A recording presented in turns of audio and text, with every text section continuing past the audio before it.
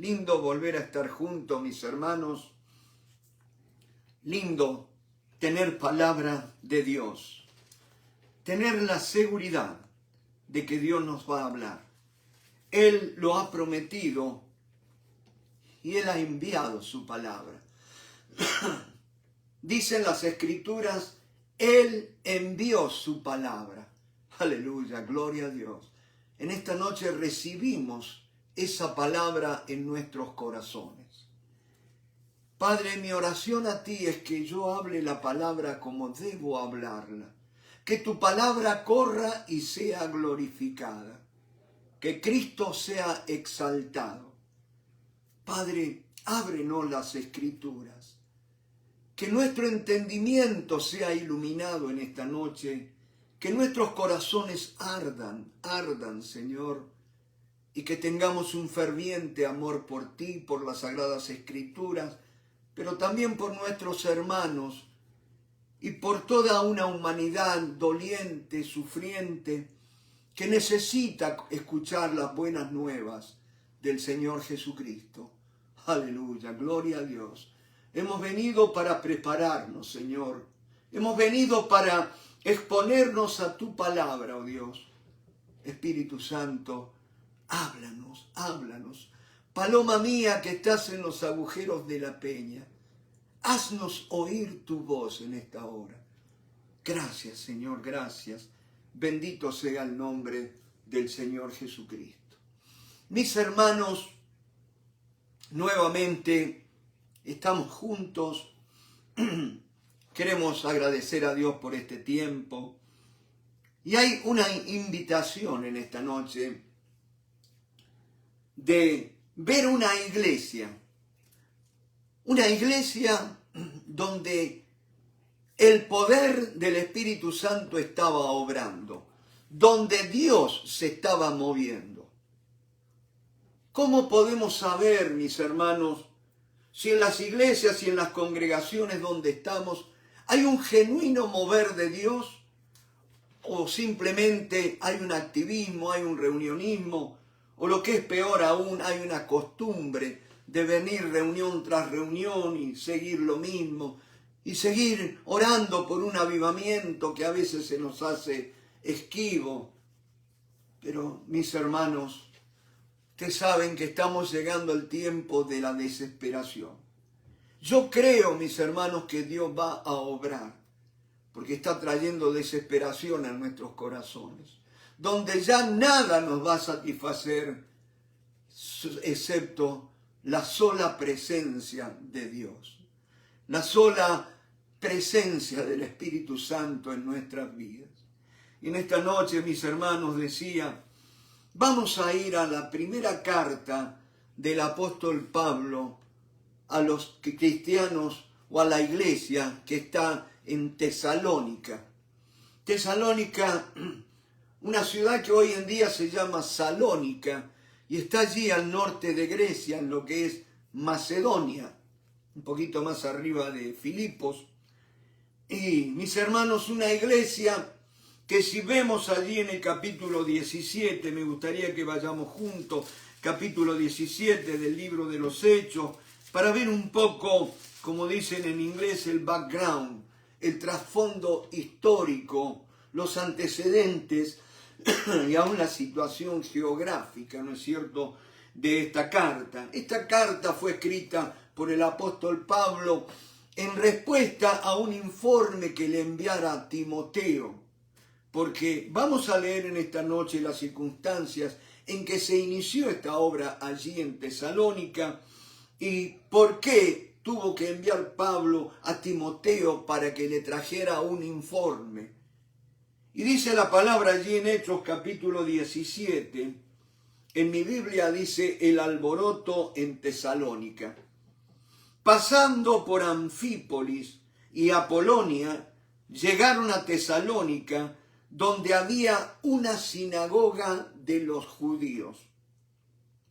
Y Pablo, como acostumbraba, fue a ellos y por 3 días de reposo discutió con ellos, declarando y exponiendo por medio de las Escrituras que era necesario que el Cristo padeciese y resucitase de los muertos, y que Jesús, a quien yo os anuncio, decía él, es el Cristo.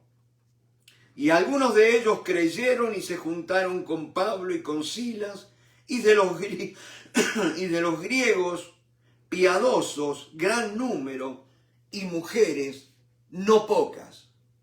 Mis hermanos, decía Tesalónica, una ciudad no muy grande, pero sí pujante, una ciudad compuesta mayoritariamente por gentiles, pero donde había una sinagoga, lo que me dice que había una colectividad judía. Y allí va a ir Pablo a proclamar el Evangelio. Ahora, qué tremendo, ya Dios le había ordenado que él era apóstol a los gentiles. Pero sin embargo Pablo, por ese gran amor que tenía por los de su sangre, por los de su nación, ¿no es cierto? Aparte, no nos olvidemos que los primeros cristianos eran judíos, no mayoritariamente, eran judíos, ¿no es cierto? Y mis hermanos, hay algunas veces que a mí me choca, me molesta, cuando se hace referencia al Señor Jesucristo como el judío más famoso. Mis hermanos, yo te puedo decir que Jesucristo no es ningún judío famoso. Él es el Señor de señores, el Rey de reyes. Aleluya, gloria a Dios. En todo caso sería Jesús, el judío famoso, pero no Jesucristo. Porque ustedes saben que Jesús quiere decir Dios salva, ¿no es cierto? Y Cristo es el ungido, el indicado, el señalado, o su equivalente en hebreo, el Mesías, ¿no es cierto? El enviado por Dios. Y decía Pablo, iba a las sinagogas porque quería demostrar por las Escrituras que era necesario que Jesús muriera. Una de las causas por las cuales los judíos rechazaron a Jesucristo y le siguen rechazando es que como si era el Hijo de Dios, ¿cómo podía morir en la cruz? Ellos decían que el Mesías, cuando viniera, venía a instaurar su reino. Y este Mesías, entre comillas, dicen los judíos, terminó en la cruz muriendo burdamente, avergonzado, ¿no es cierto? Como un espectáculo grotesco, públicamente crucificado entre dos ladrones. Y mis hermanos, pero Pablo quería convencerle, dice, verso 3, declarando y exponiendo por medio de las Escrituras que era necesario que el Cristo padeciese. Los judíos decían que no podía ser que el Mesías padeciera. Pero estos hombres, noten, mis hermanos, el engaño en el cual está el pueblo judío.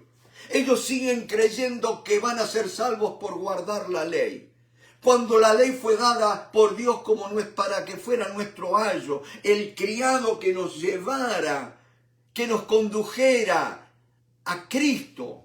Ese es el ayo, la ley nos tenía que llevar, indicarnos el camino que es Cristo Jesús, hacernos ver la incapacidad que tenemos nosotros de poder presentarnos delante de Dios, de justificarnos mediante la observancia de la ley. Ningún hombre será justificado por medio de la ley, excepto por la fe en la sangre de Cristo Jesús.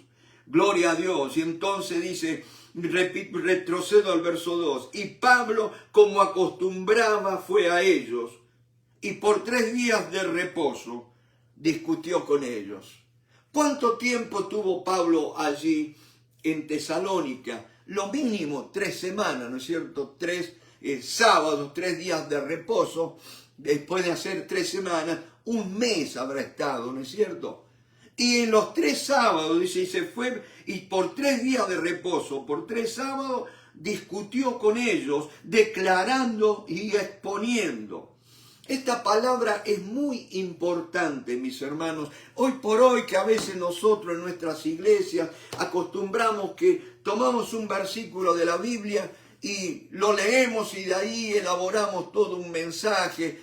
Cuando hacemos un mensaje en base a ese texto, y a veces usamos ese mensaje como una base de lanzamiento donde el avión despega y empieza a volar por casi toda la Biblia y a veces no concretamos nada y damos un montón de información bíblica que al final, ustedes saben que mucha información la mente humana no puede retener, ¿no es cierto? Y Pablo se concentró en este tema, declarando y exponiendo por medio de las Escrituras que era necesario que el Cristo padeciese y resucitase de los muertos.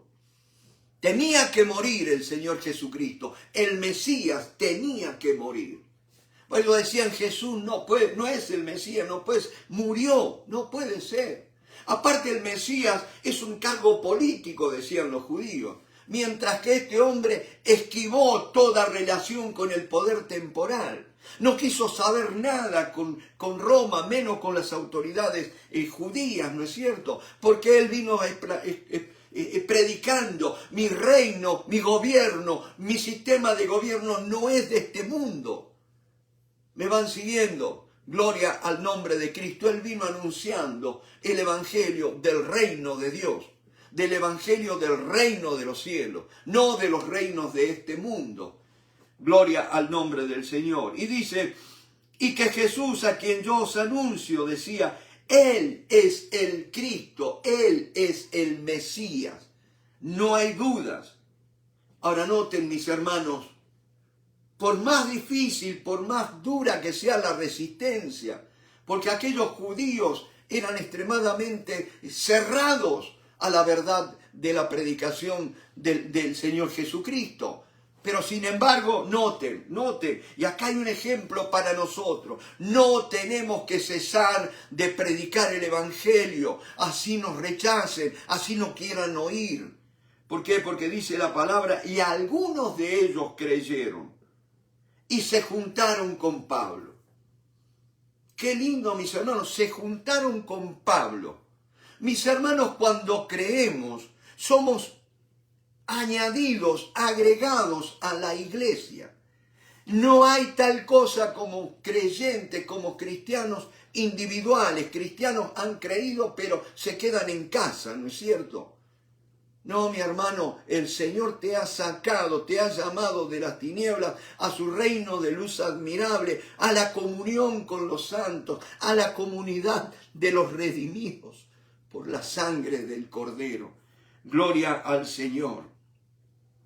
Y dice, y algunos de ellos creyeron y se juntaron. Esta es una palabra muy específica. Se juntaron. No, es imposible que creas y digas, no, yo no necesito una iglesia. Sí, está bien, es cierto, no necesitas una iglesia. Vos necesitas la iglesia. Y esa es la iglesia del Señor Jesucristo. Y en esta noche vamos a ver una iglesia donde el Señor se mueve, donde el Señor obra, donde opera el Señor.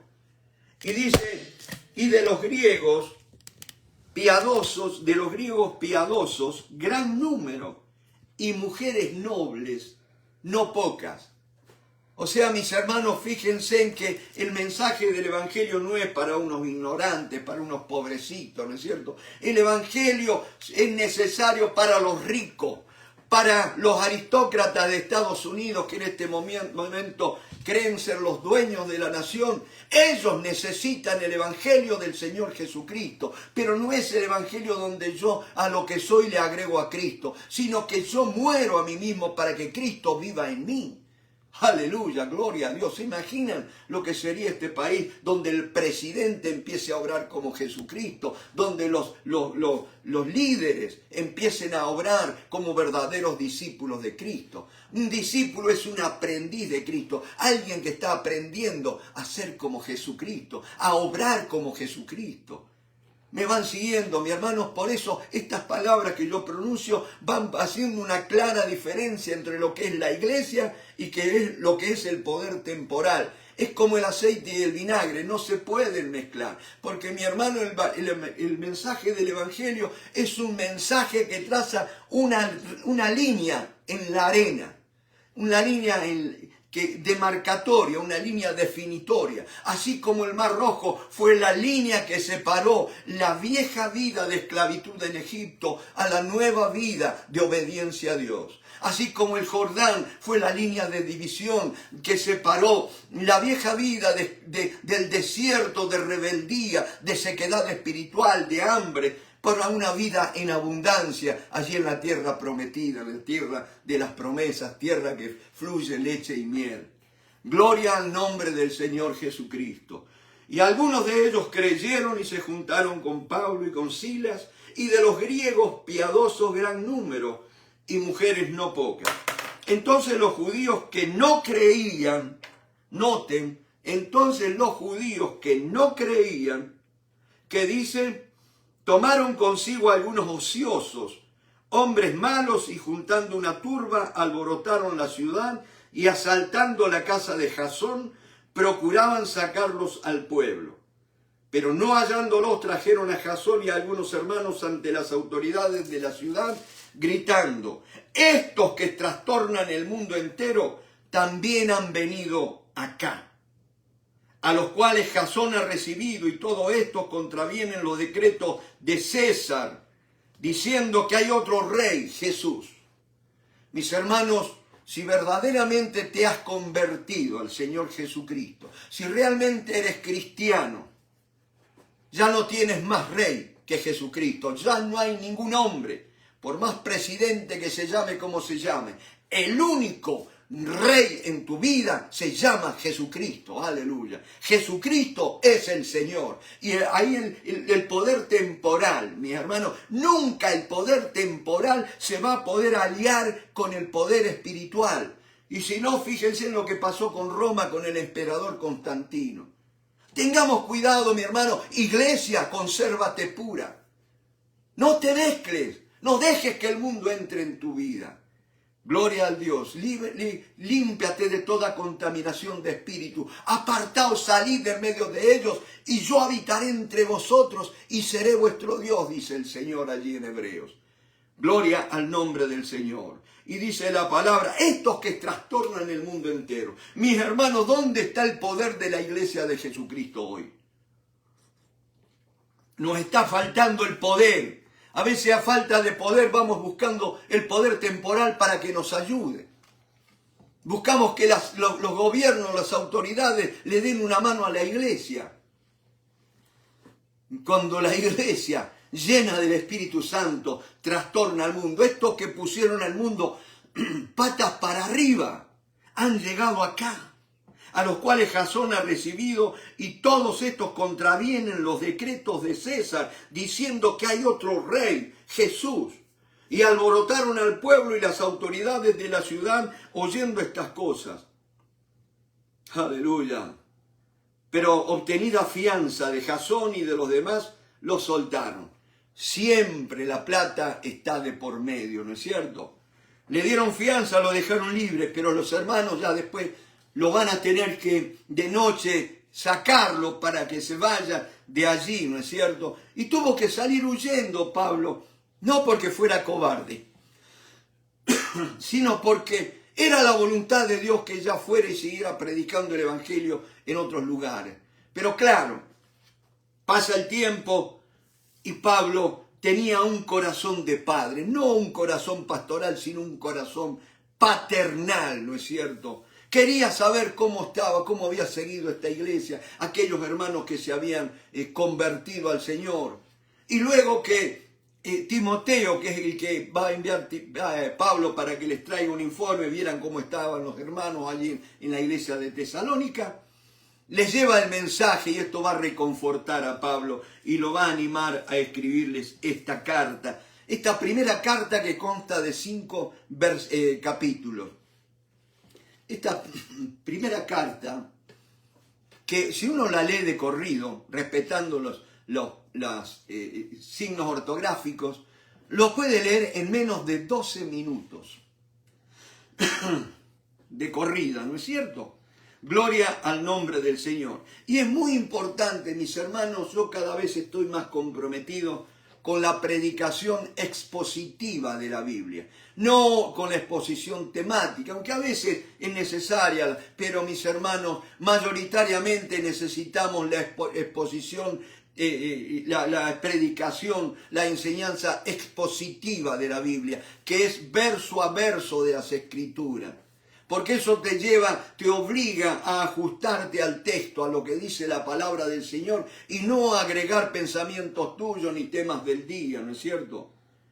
Y muchas veces las predicaciones empiezan con una ilustración, cuando toda predicación tiene que empezar con un así dice la Biblia, así dice la palabra del Señor. Y después sí podés en intermedio del mensaje, podés dar una ilustración como abrir las ventanas para que entre un poco de aire fresco, ¿no es cierto? Y que las mentes que ya están medio dormidas se despabilen un poco, ¿no es cierto? Pero nunca una ilustración tiene que ocupar el centro de un mensaje, de un sermón, ¿no es cierto? Gloria al nombre del Señor. Por eso yo soy un convencido del valor de la predicación expositiva, de la enseñanza expositiva de la palabra del Señor, ¿no es cierto? Y es esto lo que me ha llevado en esta noche para que veamos esta carta. Esta carta que empieza como toda carta con un saludo y dice Pablo, Silvano y Timoteo, a la iglesia de los tesalonicenses en Dios Padre y en el Señor Jesucristo. Primero que vemos, mis hermanos, una iglesia donde se mueve el Señor, es una iglesia donde no hay un cacique único, donde no hay un líder único, donde no hay un cura párroco. Acá hay un liderazgo, Pablo, Silvano y Timoteo. El que está escribiendo es indudablemente que es Pablo, pero están los tres allí juntos, ¿no es cierto? Porque la obra del Señor no la hacemos un hombre solo, no la hago yo solo, la hacemos hombro a hombro con otros hermanos, ¿no es cierto? Y dice a la iglesia de los tesalonicenses, en Dios Padre y en el Señor Jesucristo. Miren qué nombre de una iglesia donde el Espíritu de Dios se mueve, donde Dios está obrando. Es una iglesia cuyo nombre se destaca de otras iglesias. Esta mañana, hacía mucho que no escuchaba radio, y me dieron un aparatito para hacer encuestas, y tuve que volver a escuchar radio, y por ahí escuché radios cristianas que hacía tiempo que no escuchaba, y las publicidades, los nombres de la iglesia. Hay una iglesia vertical, la iglesia vertical. Fíjense, ¿no es cierto? Cada iglesia, Espíritu Santo y fuego, y qué sé yo cuántas otras. Pero ¿sabes qué, mi hermano? Estudiando, leyendo las cartas del Nuevo Testamento, uno ve, por ejemplo, donde hace referencia a la iglesia en las dos cartas a los Corintios. Y fíjese el saludo, yo le voy a dejar nada más una, la que ya abrí en la segunda. Y dice, el saludo dice, Pablo llamado a ser apóstol de Jesucristo por la voluntad de Dios y el hermano Sóstenes, a la iglesia de Dios que está en Corinto. Noten, a la iglesia de Dios que está en Corinto. Y después en la primera también lo repite. Ahora en Éfeso, Pablo cuando les escribe dice, a los santos y escogidos de Dios que están en Éfeso. Pero a esta iglesia de Tesalónica dice, ¿a quién? A la iglesia, dice, a la iglesia de los tesalonicenses. Ahora no dice la iglesia del pastor fulano de tal. A veces también se dice, yo me acuerdo años atrás, ¿se acuerdan cuando la iglesia se decía la iglesia del pastor Miguelito? O del hermano Miguelito, ¿no es cierto? Pero qué lindo, mis hermanos, dice la iglesia de los tesalonicenses. ¿Saben por qué, mi hermano? Porque una iglesia es, en esencia, la gente que la compone. Eso es la iglesia, no el hombre que la representa o que está en autoridad. Es la gente, el conjunto de hermanos, son los que componen la iglesia. Por eso dice la iglesia de los tesalonicenses. Y dice, en Dios Padre y en el Señor Jesucristo. Corintio hablaba de la iglesia de Dios.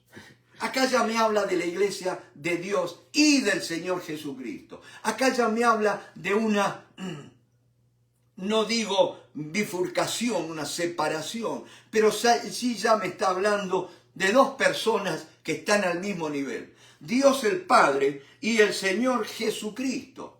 Me van siguiendo al mismo nivel. Una iglesia, mi hermano, que cree que donde el Espíritu Santo se mueve, no es una iglesia de aquellas consideradas unitarias, sino aquellas que consideran, mis hermanos, que Dios es Dios Padre, Dios Hijo y Dios Espíritu Santo. Un solo Dios, ¿no es cierto?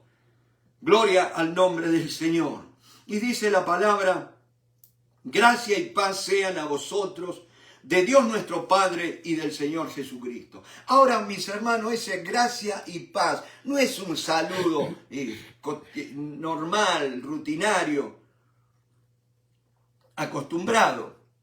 Es un saludo que tenían que dar los verdaderos discípulos del Señor. Por ejemplo, cuando el Señor mandó a los discípulos a proclamar el Evangelio. Dice: cuando ustedes lleguen a una casa, saludadla con la paz del Señor Jesucristo. Saludadla con la paz.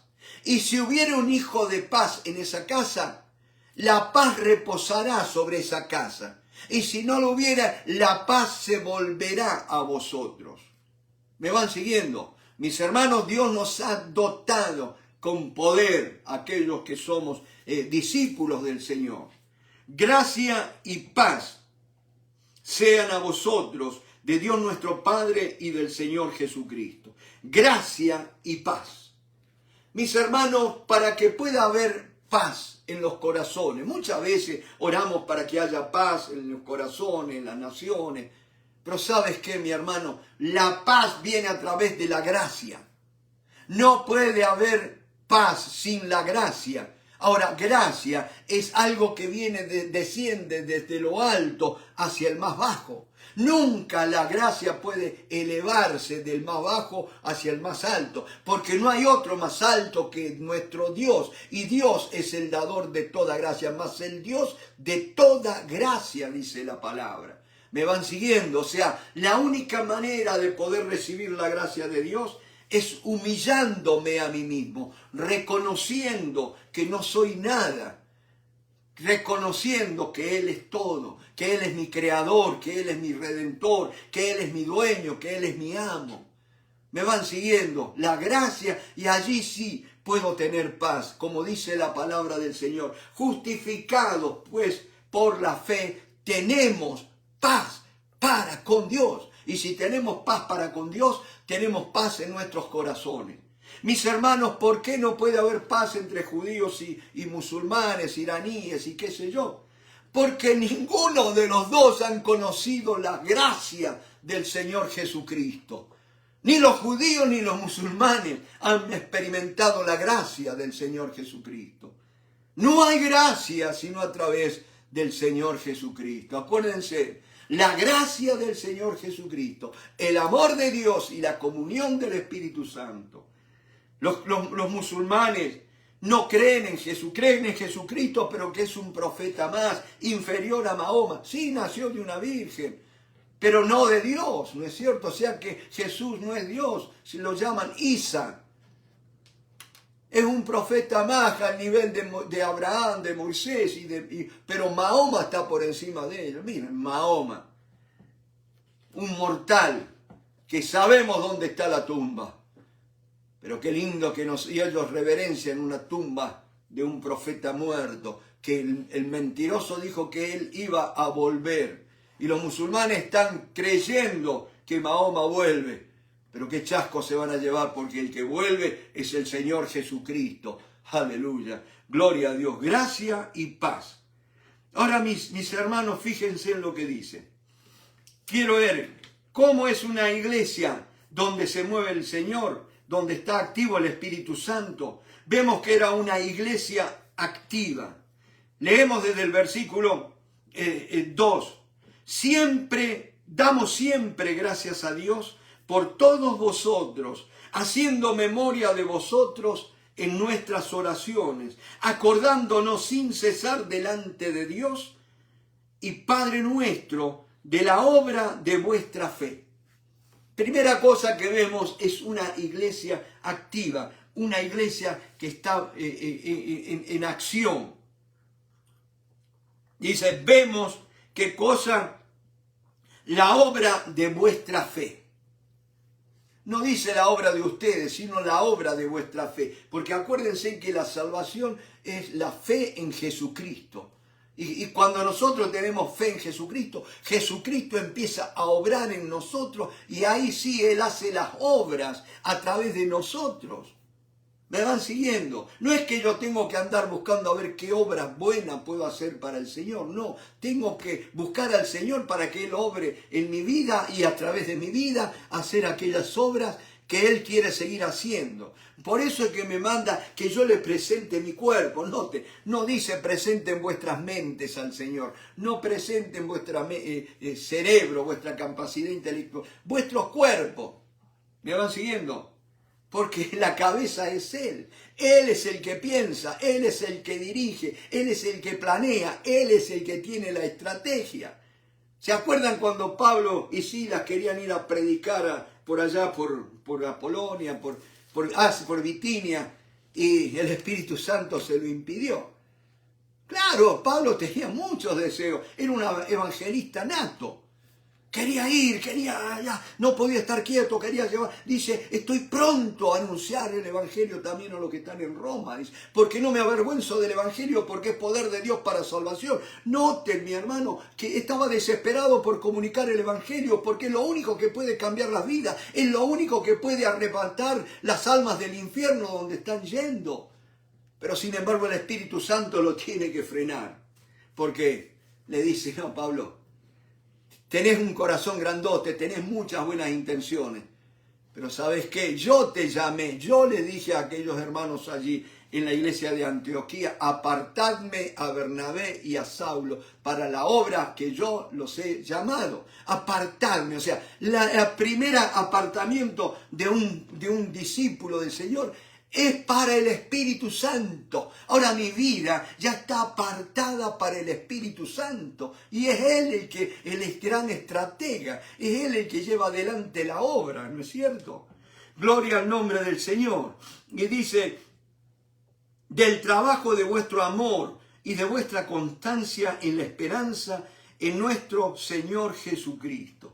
Gloria al nombre del Señor. Una iglesia en la que el Espíritu Santo se mueve es una iglesia que ha sido elegida, mi hermano. Y nosotros también hemos sido elegidos. Note que dice la Biblia, porque conocemos, verso 4, hermanos amados de Dios, vuestra elección. Porque conocemos, hermanos amados de Dios, vuestra elección. Yo no soy el que elige a Dios, es Dios quien me eligió. Jesús mismo lo dijo, ustedes no me escogieron a mí, sino que yo os escogí a vosotros y os he puesto para que vayáis y llevéis fruto, y vuestro fruto permanezca. Gloria al nombre del Señor. Entonces dice, porque conocemos, hermanos amados de Dios, vuestra elección. Y acá viene, ¿de qué manera Pablo se daba cuenta de que esta iglesia había sido elegida por el Señor?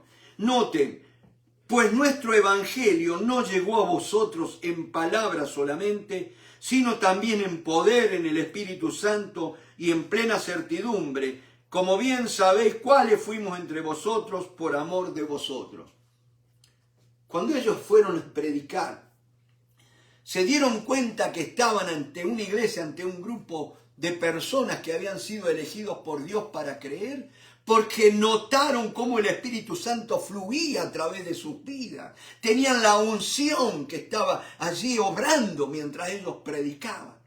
Esa es la confirmación, mis hermanos, de que hay un grupo que Dios ha llamado, que ha escogido. Me van siguiendo, bendito sea el nombre del Señor.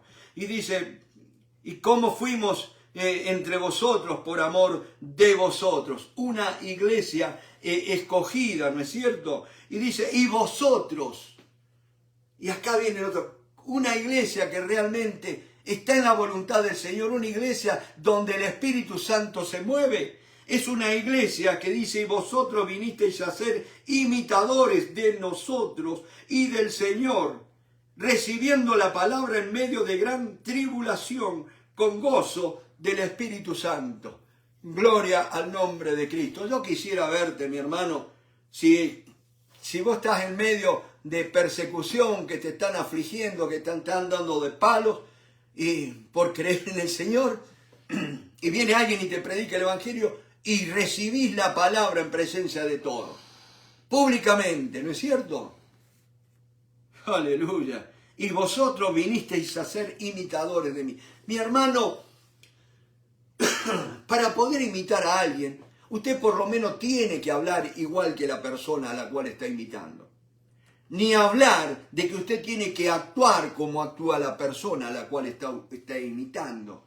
No se puede ser un imitador en secreto. ¿Me va siguiendo? No se puede ser un imitador silencioso. Usted tiene que hacer, emular, imitar a aquel al cual está, valga la redundancia, imitando, ¿no es cierto?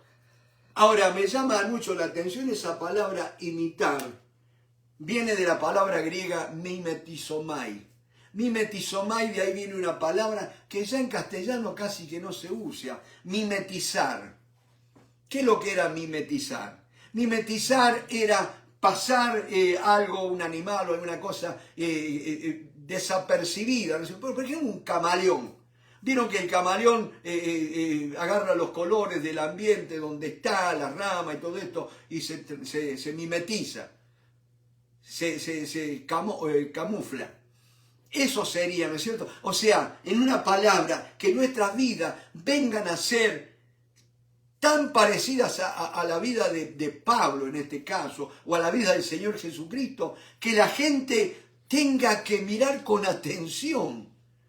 Pero si no, pero ¿estoy viendo bien o es el Señor Jesucristo o es mi vecino?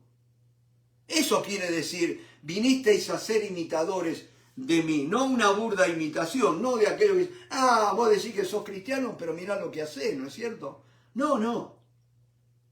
Vosotros vinisteis a ser imitadores de nosotros y del Señor, recibiendo la palabra en medio de gran tribulación, con gozo del Espíritu Santo. Otra cosa, mis hermanos, otra característica que yo veo de una iglesia donde el Espíritu Santo, o una evidencia de que el Espíritu se está moviendo en una iglesia. Note el versículo 7. De tal manera que habéis sido ejemplo a todos los de Macedonia y de Acaya que han creído. Vinisteis a ser ejemplo. ¿Qué es un ejemplo? Es una muestra de cómo tiene que ser algo. ¿Me van siguiendo? Yo me acuerdo, años atrás trabajaba en una compañía de motos, y ustedes saben que, y ahora todavía sigue siendo la misma, ¿no? Que si usted quería sobrevivir en cuanto a la competencia, usted tenía que conseguir precios baratos para poder vender acá. Y era una compañía de motos, motocicletas en la que yo trabajaba. ¿Y cómo hacer para producir motos baratas? Acá en Estados Unidos es imposible. Ya en los países de Latinoamérica también. El lugar más barato para producir era la China y sigue siendo, ¿no es cierto? Y entonces, ¿qué pasó? Ellos mandaron los planos y todo para que les fabricaran la moto como ellos querían. Y entonces los chinos les contestaron diciendo, no, dice, nosotros no nos manejamos con planos. Nosotros necesitamos ver la moto, las partes, desarmarla y verla pieza por pieza. Y para copiarla, para imitarla, ¿no es cierto? Y a mí me tocó, noten, ya puedo decir porque ya la compañía cerró, ¿no es cierto? Compraron una moto Honda Rucus, una motito que había años atrás en Estados Unidos, y me tocó desarmarla íntegramente, pieza por pieza, lavarlas, empacarlas y mandarla a China como si fueran repuestos. No se puede ingresar en China una moto entera. Entonces la introdujeron en China como partes, como repuesto. Y así una vez que estuvo allá la fueron copiando. ¿A qué voy yo con esto? Mi hermano, eso es un ejemplo.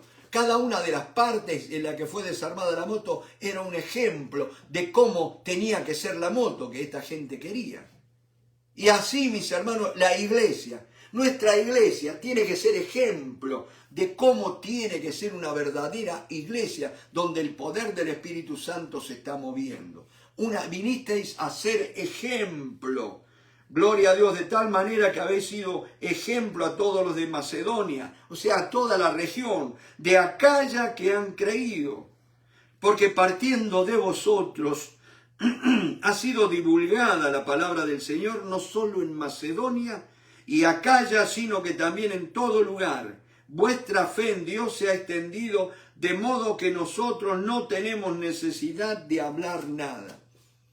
Otra evidencia del mover del Espíritu Santo en una iglesia, que es una iglesia entusiasta, una iglesia que está esparciendo el Evangelio por todas las regiones.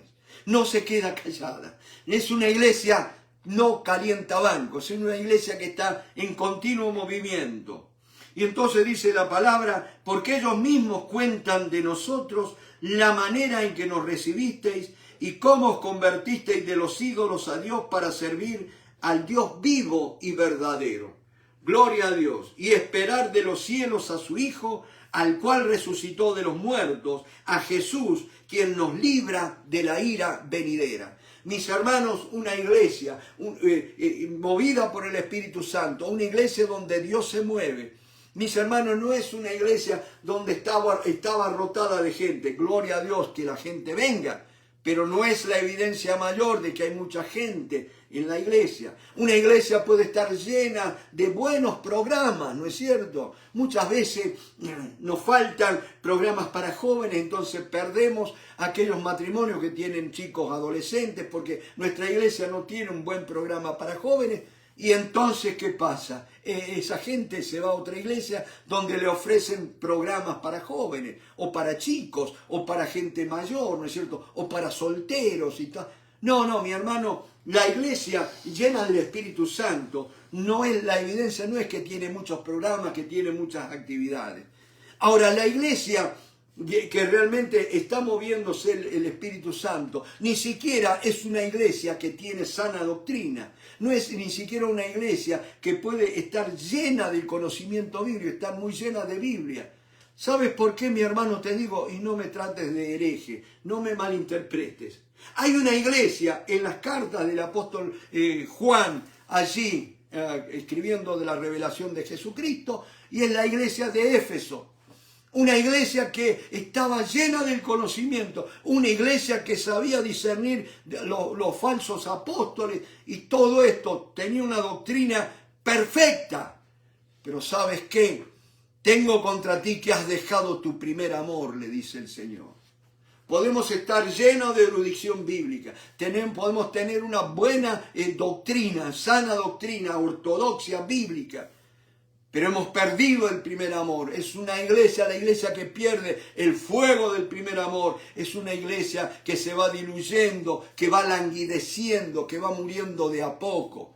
Como pasa en muchas iglesias, mi hermano. A la iglesia al no crecer van decayendo porque las personas van envejeciendo y se van muriendo y después las iglesias terminan cerrando. ¿Me van siguiendo? Entonces, mis hermanos, no perdamos el fuego del Espíritu Santo. Mi hermano, como dice Pablo a Timoteo, te aconsejo que avives el fuego del don de Dios que está en ti por la imposición de mis manos. Gloria al nombre del Señor. Y mi hermano, una iglesia que es evidencia del mover del Espíritu Santo en ellos, es una iglesia expectante, una iglesia que se ha comprometido, se ha convertido de todo corazón. Dice, ellos mismos cuentan de nosotros la manera que nos recibisteis y cómo os convertisteis de los ídolos a Dios, para servir al Dios vivo y verdadero. Aleluya. Mis hermanos, si yo tuviera que conjugar, ¿ustedes se acuerdan cuando en la escuela teníamos que conjugar verbos?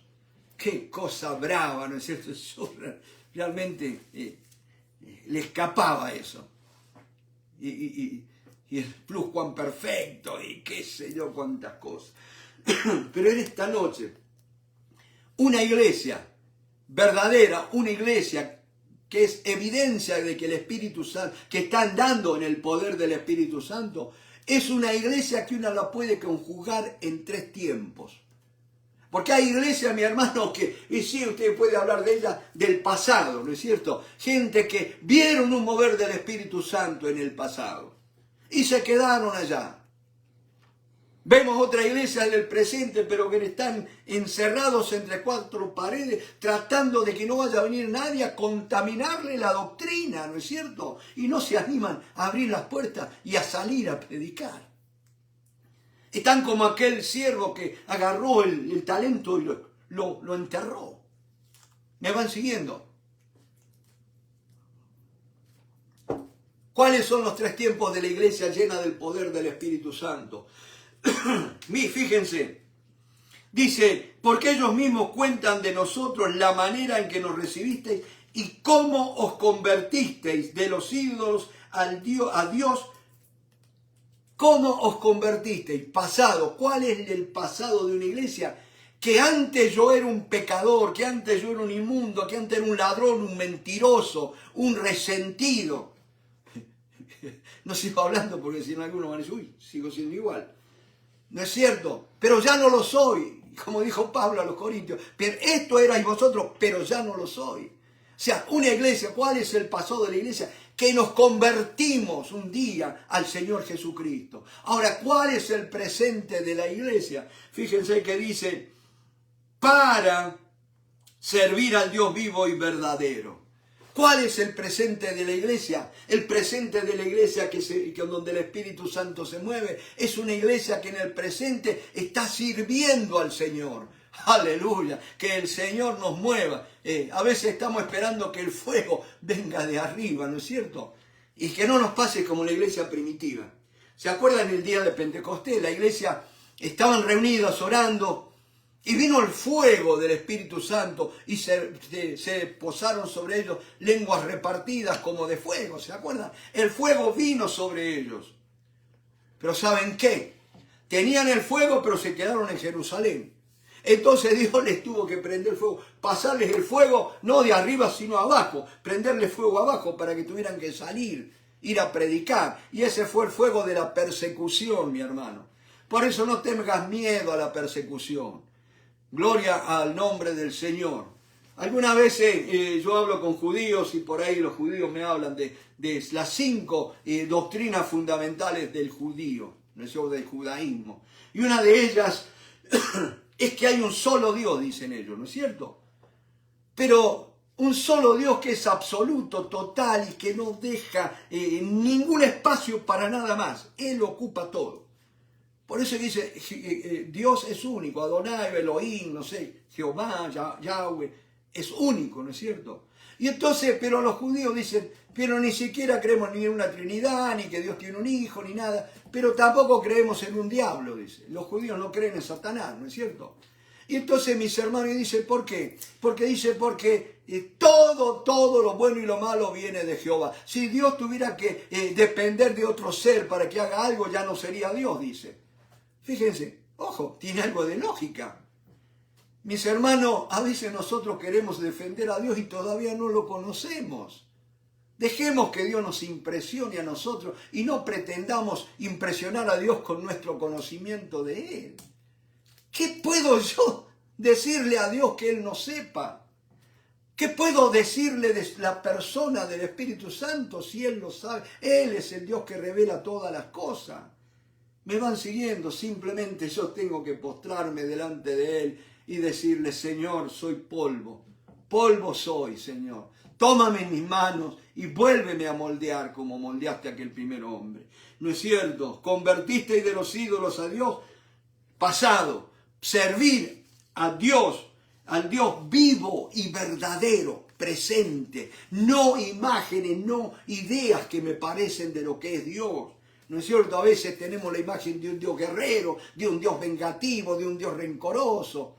O por el otro lado, a veces un Dios perdonador, un Santa Claus buenito, bonachón, ¿no es cierto? Pero dice, para servir al Dios vivo y verdadero. Un Dios que se manifiesta, un Dios que habla. Dice la palabra allí en 1 Corintios capítulo 2, hermanos, no quiero que ignoréis acerca de los dones espirituales, y para que no seamos extraviados como antes se nos extraviaba, llevándonos a ídolos mudos. Nos hemos acercado a un Dios que es vivo y que habla, se manifiesta, se revela, mi hermano. Es conocible, se da a conocer. Por eso que dice a servir al Dios vivo y verdadero. Y el tiempo de la iglesia, el tercer tiempo, el pasado se convirtieron. El presente sirven al Dios vivo y verdadero, y el futuro y esperar de los cielos a su Hijo. Aleluya. La iglesia llena del poder de la unción de lo alto es la iglesia que espera la venida de su Señor. Gloria a Dios, que anuncia la muerte de Cristo. Y yo me muero de ganas, mi hermano, de que la cena del Señor sea celebrada más seguido. No tanto una vez al mes, que fuera más todos los domingos. Realmente anunciar al mundo que Jesús viene, proclamar al mundo la muerte de Cristo, que Él resucitó. Aleluya, hacer memoria de Él. Aleluya. Yo me acuerdo cuando estaba en el servicio militar y estaba de novio y mi novia me mandó una foto allí.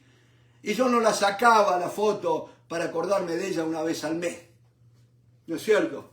Yo sacaba la foto cada día que podía, cuando me dejaban, ¿no es cierto? Porque todo el día estábamos en instrucción de combate y corriendo de acá para allá y todo, ¿no es cierto? Pero cuando podía en una escapadita, allí estaba. ¿Por qué? Porque quería hacer memoria. Ahora, ¿qué vale más? ¿Una novia que al final me dejó? ¿O el Señor, que es por toda la eternidad? Por eso, mi hermano, presta atención a lo que te estoy diciendo.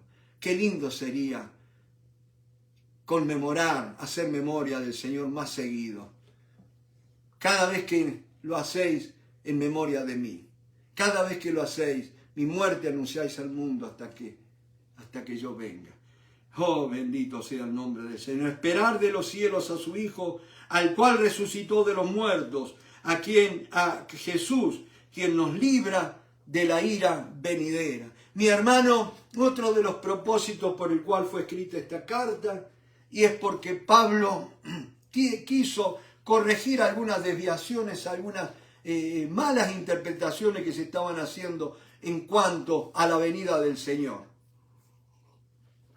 Y hoy por hoy, mis hermanos, la iglesia está un poco dividida en cuanto a arrebatamiento, en cuanto a segunda venida. Algunos hablan de que no hay tal cosa como el arrebatamiento, sino que hay una sola venida. Por ello dice, no puede haber una venida en dos partes o en dos etapas, o viene o no viene, ¿no es cierto? Por eso es que dice, quien nos libra de la ira venidera, y después están las otras posiciones doctrinales, si la iglesia va a pasar por la gran tribulación, si no va a pasar, ¿no es cierto? Y ¿sabes qué, mi hermano? Dice la palabra, quien nos libra de la ira venidera. Acuérdense, mis hermanos, que dice, y esperar de los cielos a su Hijo, al cual resucitó de los muertos, a Jesús, quien nos libra de la ira venidera. ¿Por qué estamos esperando al Señor Jesús, mi hermano? Gloria a Dios, porque Él nos libra de la ira venidera. Yo sinceramente, mis hermanos, respeto a aquellos que no estén de acuerdo conmigo. Digo, sinceramente yo creo que la iglesia no va a pasar por la gran tribulación. Pero si te digo que la iglesia va a pasar por la gran tribulación, no te estoy mintiendo. Entonces, hermanos, ¿qué pasa? ¿Pasa o no pasa por la gran tribulación? Hay una cosa, mi hermano, ya para ir terminando en esta noche y para dejarte con hambre para el jueves que viene. Mi hermano, el arrebatamiento, que yo creo, ¿no es cierto?, en el rapto de la iglesia, en el traslado de la iglesia sería la palabra más correcta, es una palabra, es un acontecimiento que no va a haber señal previa. Va a venir como el ladrón en la noche, sin previo aviso. Por lo tanto, me dice que tengo que estar velando y orando, que no tengo que descuidar una salvación tan grande, que no tengo que menospreciar la sangre de Cristo, que yo tengo que consagrar mi vida, mi hermano. me van siguiendo. Hay un premio para aquellos que son fieles. Por eso yo creo que los fieles, aquellos que guarden, que velen y oren y que tengan aceite en sus lámparas, van a ser levantados cuando venga el Señor y nos reuniremos con Él en las nubes. El Señor no va a pisar este suelo, sino que seremos atraídos a Él en las nubes. Y después la segunda venida, sí, todo ojo le va a ver, y ahí Él sí va a poner los pies allí en Jerusalén. Es un tema que vale la pena tratarlo, y lo vamos a hacer en estos días, en estos 5 capítulos. Miren, ya hoy terminamos el primer capítulo. Puede que el Señor nos haga recordar algo la semana que viene, pero yo creo que es suficiente por hoy, y oro para que el Espíritu Santo nos esté dando entendimiento en todo esto. Y acuérdense, mis hermanos, las doctrinas dividen, el amor es lo que une a la familia de Dios. Dios te bendiga y gracias por tu tiempo. Amén.